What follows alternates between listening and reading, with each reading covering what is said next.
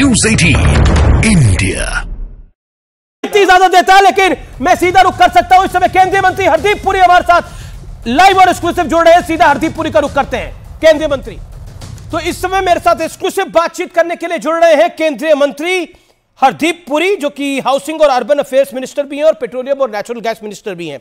पुरी साहब, आपका अभिनंदन है। और मेरा बड़ा सवाल अहम है कि ये क्या बीजेपी कह रही है कि ये उनका हैट्रिक वाला बजट है, लेकिन विपक्ष कह रहा है ये विदाई वाला बजट है। ये एक इंटरिम बजट है जी, और वोट ऑन अकाउंट है।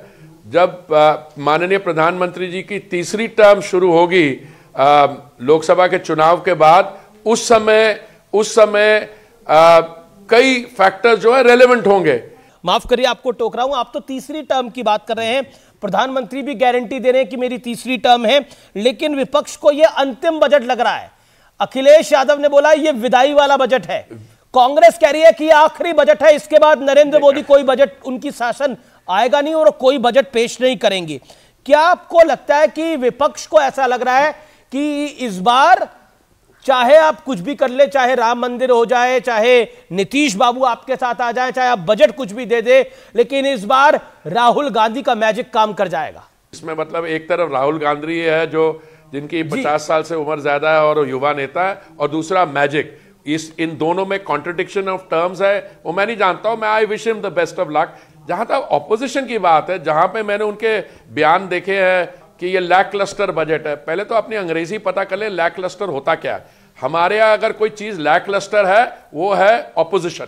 अरे भैया, 10 साल का काम लैक क्लस्टर कैसे होगा? लैक क्लस्टर ये है कि आपके पास कोई स्कीम नहीं है, जी जी, आपकी इंडिया अलायंस फेल हो रही है, और आपके जो युवा नेता उनकी केमिस्ट्री कुछ खास लगता है, वो नीडल ठीक तरह से पहुंच नहीं पा रही वहां। बीजेपी ठीक नहीं रहने दे रही इंडिया अलायंस को। नीतीश जी को आपने ले लिया, ममता बनर्जी मना कर रही है, अखिलेश यादव वन साइडेड। नीतीश जी को आपने ले लिया, यानी बीजेपी के साथ आ गए नीतीश कुमार जी। तो बिहार में सरकार उनकी निपट गई। अब राहुल जी बंगाल गए तो ममता जी छोड़ गई, बिहार गए तो नीतीश जी छोड़ के चले गए और वो बीजेपी के साथ चले गए। अब उन्होंने झारखंड जाना था तो आपने हेमंत सोरेन को गिरफ्तार करवा दिया है ईडी द्वारा। वो करे तो करे का, जाए तो जाए कहां? देखिए इंडिया अलायंस ने बहुत समय ये किया क्योंकि इनका 1 पॉइंट प्रोग्राम था, वो सत्ता में आना चाहते हैं, और उसमें इसलिए उनका सारा समय इस चीज में लग गया कि उनमें से उनके जो नेतृत्व है, उन लीडर्स में से कौन बनेगा दावेदार। अब उन्होंने सीट शेयरिंग की बात करने की कोशिश की तो ममता दीदी ने वहां पे वेस्ट बंगाल में उसको आगे बढ़ने नहीं दिया। फिर उन्होंने बात की पंजाब की, वहां पे मुख्यमंत्री जी अपनी तरफ चले गए। तो इसमें बीजेपी का क्या दोष है? हवाई ईंधन के कीमतें तो कम हुई, लेकिन आम लोगों के लिए पेट्रोल डीजल की कीमतें भी कुछ कम होंगी, क्योंकि बीच में एक बड़ा बज आया था कि पेट्रोल 10 रुपए तक सस्ता हो सकता है। कुछ कहना चाहते हैं बतौर पेट्रोलियम मंत्री आप व्यूअर्स को? भाई साहब, हम 85% अपना कच्चा तेल की जो हमारी कंजम्पशन है 5 मिलियन बैरल्स दिन की हम इंपोर्ट करते हैं। तो इस समय इंटरनेशनल प्राइस ऑफ ऑयल $83 पर बैरल है जी। वहां पे रेड सी में जो ट्रांसपोर्टेशन है वहां पे डिसरप्शन हुई है, वो जो ऑयल के टैंकर्स है उनको लंबे रूट से आना पड़ रहा है, इंश्योरेंस रेट बढ़ गए। हाँ, एक बात है कि पिछले 3 साल में भारत एक ऐसा देश है, चाहे जापान भी होगा, जिसमें पेट्रोल और डीजल के दाम कम हुए हैं।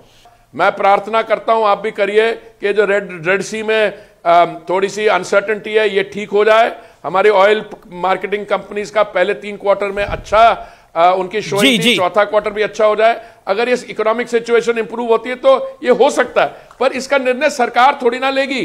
हम तो यही तय करेंगे कि हम एक्साइज ड्यूटी कितना लगाते हैं, हम वैट कितना हमारी सरकार। पुरी साहब, और ये हल्ला कौन मचाता है?